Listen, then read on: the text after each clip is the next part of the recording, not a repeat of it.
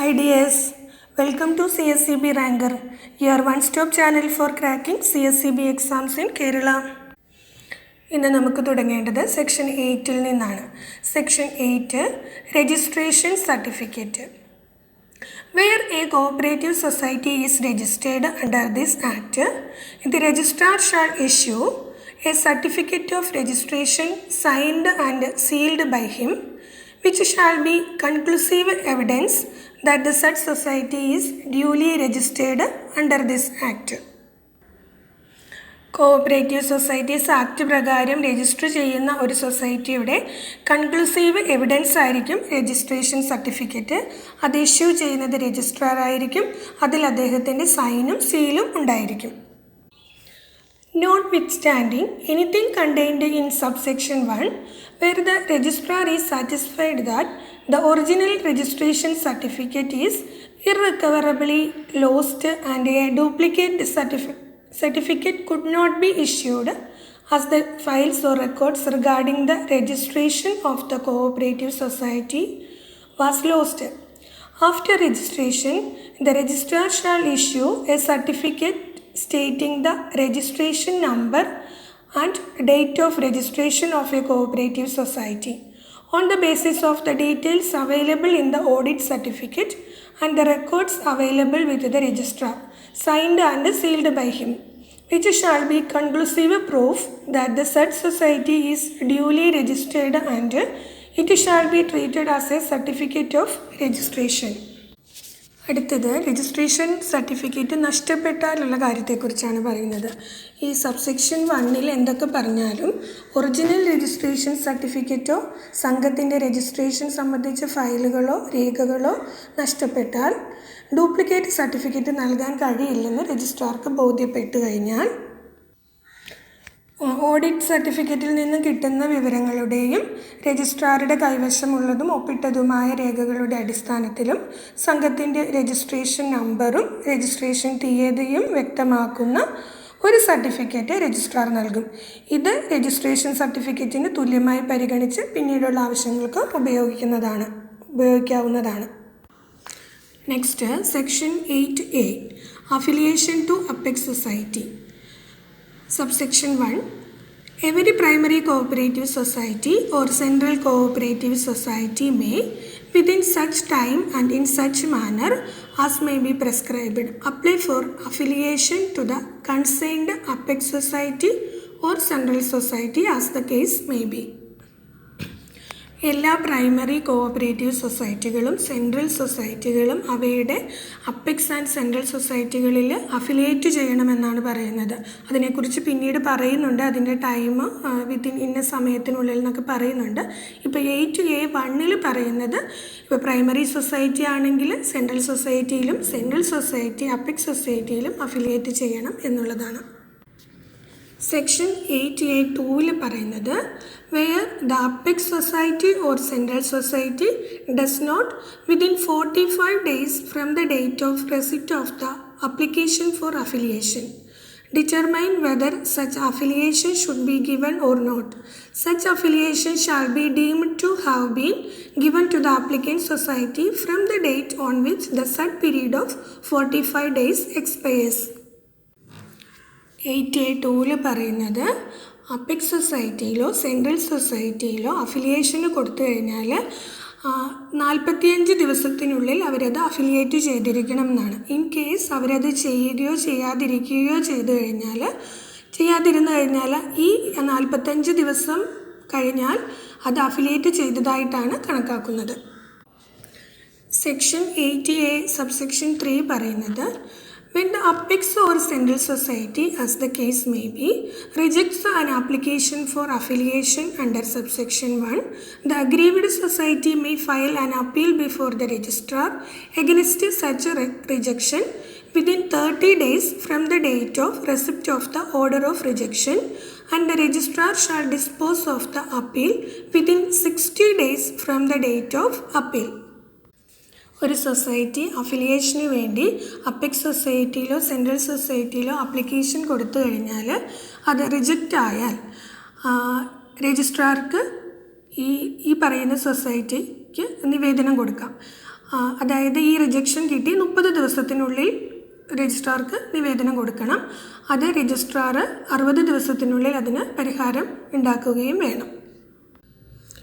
Next section 9 cooperative societies to be bodies corporative.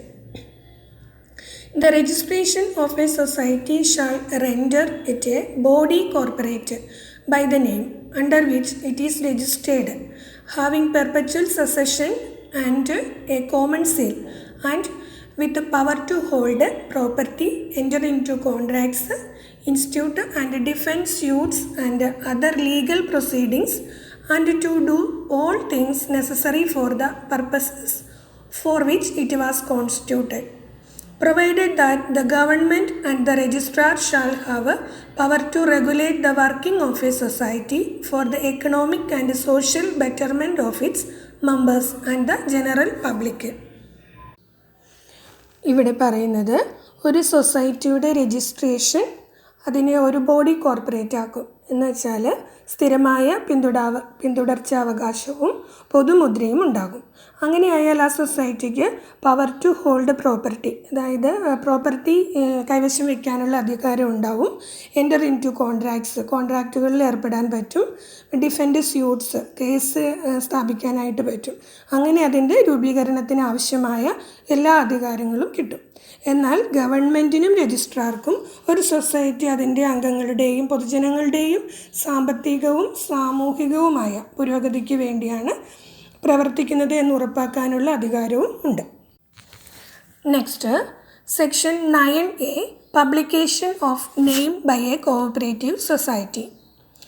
Every cooperative society shall paint or affix its name, register number and the address of its registered office and keep the same painted or affixed in conspicuous position in letters easily legible to members in vernacular language and in English language on the outside of every office or place in which its business is carried on.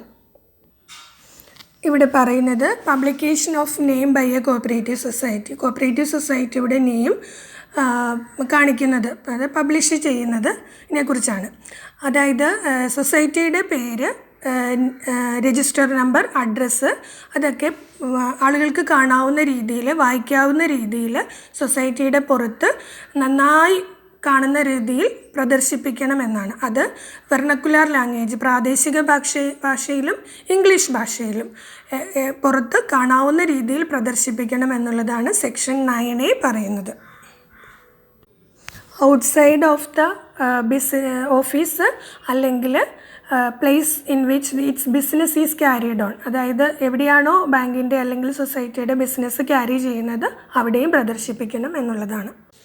അടുത്ത point പറയുന്നത് ഈ സൊസൈറ്റിയുടെ പേര് എവിടെയൊക്കെ പ്രദർശിപ്പിക്കണം എന്നുള്ളതാണ്. അതായത് business ലെറ്റേഴ്സിൽ, ചെക്കിൽ, promissory നോട്ടിൽ, അങ്ങനെ ഇൻവോയ്സസിൽ, റെസിപ്റ്റ്സിൽ എല്ലായിടത്തും സൊസൈറ്റിയുടെ നെയിമും അഡ്രസ്സും ഉണ്ടായിരിക്കണം എന്നുള്ളതാണ്. shall have its name engraved in legible characters on its seal with the common emblem, and shall have its name and address of its registered office mentioned in legible characters in all its business letters, in all heads and letter paper, and in all its notices and other official publications, and also have its name so mentioned in all bills of exchange, hundis, promissory notes, endorsements, checks and orders for money or goods purporting to be signed by or on behalf of the cooperative society, and in all bills of parcels, invoices, receipts and letters of credits of the cooperative society.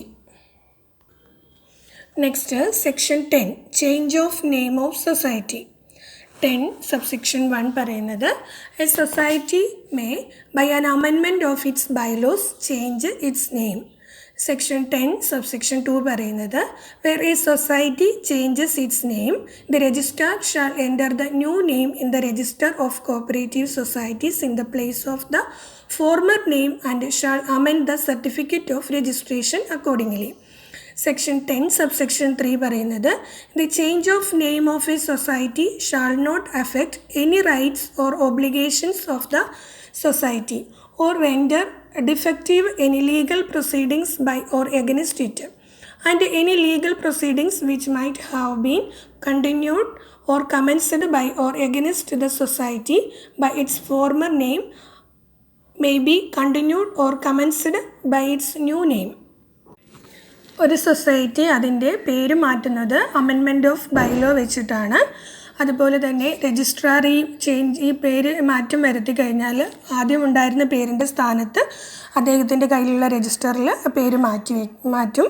അതുപോലെ തന്നെ ഈ സൊസൈറ്റിക്ക് പഴയതായിട്ടുള്ള എന്തെങ്കിലും legal proceedings ഉണ്ടെങ്കിൽ ആ പേര് മാറ്റി എന്നുള്ളത് കൊണ്ട് അതിൽ നിന്നൊരിക്കലും മാറ്റം വരില്ല. ആ പുതിയ പേരിൽ പഴയ കേസുകളോ ലീഗലായിട്ടുള്ള എന്ത് വന്നാലും അതൊക്കെ ഈ പേരിൽ തുടരും എന്നുള്ളതാണ്. Next section 11 Change of liability. Subsection 1. Subject to the provisions of this Act and the rules, a society may, by an amendment of its bylaws, change the form or extent of its liability. ഒരു society അതിൻ്റെ liability change ചെയ്യുന്നത് amendment of bylaw വെച്ചിട്ടാണ്. ഇപ്പോൾ unlimited liability ഉള്ള സൊസൈറ്റീനെ limited liability ആക്കി മാറ്റാൻ മാത്രമേ പറ്റുള്ളൂ. ഓക്കെ.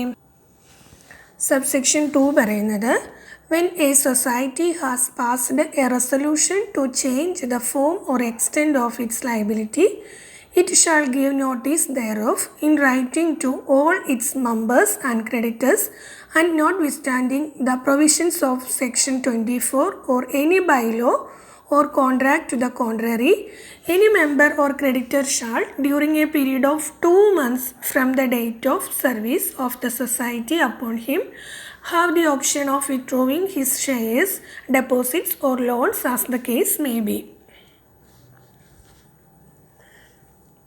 ഒരു സൊസൈറ്റിയുടെ ലയബിലിറ്റി ചേഞ്ച് ചെയ്യാൻ തീരുമാനിച്ചാൽ അത് സൊസൈറ്റി എല്ലാ മെമ്പേഴ്സിനെയും ക്രെഡിറ്റേഴ്സിനെയും അറിയിക്കണം. അറിയിച്ച് 2 മാസത്തിനുള്ളിൽ അവരതിനെ തീരുമാനമെടുക്കുകയും ആ തീരുമാനം അറിയിക്കുകയും ചെയ്യണം. അതായത് ഷെയർസ് എടുക്കുകയാണെങ്കിൽ അത് വിത്ഡ്രോ ചെയ്യുക, ഡെപ്പോസിറ്റ് പിൻവലിക്കുക, എന്താണെന്ന് വെച്ചാൽ ചെയ്യാം അവർക്ക്. ഇനി സെക്ഷൻ 24 പറയുന്നുണ്ട് നമുക്കൊരു ഷെയർ എടുത്തു കഴിഞ്ഞാൽ 3 വർഷം കഴിയാതെ വിത്ഡ്രോ ചെയ്യാൻ പാടില്ല എന്ന്. ആ ഒരു ഇതും ഇതിനകത്ത് ബാധകമല്ല എന്നുള്ളതാണ്. ക്ഷമിക്കണം, സെക്ഷൻ 11 സബ്സെക്ഷൻ 2 വായിച്ചപ്പോൾ during a period of 2 months from the date of service of the നോട്ടീസാണ്, സൊസൈറ്റി അല്ല. അതൊന്ന് തിരുത്തി മനസ്സിലാക്കണം. Section 11 subsection 3 any member or creditor who does not exercise his option within the period specified in subsection 2 shall be deemed to have given his assent to the change. ക്രെഡിറ്റേഴ്സോ മെമ്പേഴ്സോ അവർക്ക് notice കിട്ടി 2 മാസത്തിനുള്ളിൽ അവർ ഒന്നും ചെയ്തില്ല എങ്കിൽ ചേഞ്ച് ഓഫ് ലയബിലിറ്റിക്ക് അവർ ഓക്കെ ആണ് അല്ലെങ്കിൽ സമ്മതം ആണ് എന്നുള്ളതാണ് ഇതിൽ നിന്ന് മനസ്സിലാക്കേണ്ടത്. ഇനി കഴിഞ്ഞ എപ്പിസോഡിലെ answers. Question number 1. Which animal breeds through the skin? Answer frog. Synonyms of harbinger? Answer hind. Hind എന്ന് വെച്ചാൽ ഒരു സൂചന കൊടുക്കുക, ഒരു മുൻ സൂചന കൊടുക്കുന്നതിനാണ് ഹിൻഡ് എന്ന് പറയുന്നത്. Find out the wrong number in this series. 12, 33, 55, 84, 114, 147, 183. Answer is 55. ഇവിടെയുള്ള ഈ നമ്പറുകൾ തമ്മിലുള്ള ഈ സീരീസ് ഓഫ് നമ്പറുകൾ തമ്മിലുള്ള ഡിഫറൻസ് 21, 24, 27, 30 അങ്ങനെയാണ്. അങ്ങനെ വരുമ്പം 12നോട് 21 കൂട്ടുമ്പോൾ 33 വരും. 33യോട് 24 കൂട്ടുമ്പോൾ 57 ആണ് വരേണ്ടത്. പക്ഷേ 55 ആണ് ഇട്ടേക്കുന്നത്. So answer is 55. Now your turn to answer. Question number 1. The national highway passing through Thiruvananthapuram city. Question number 2. Synonyms of persuade. Question number 3. Find out the wrong number in this series. Leave your answer in the comment box and stay tuned for the next episode. Thank you.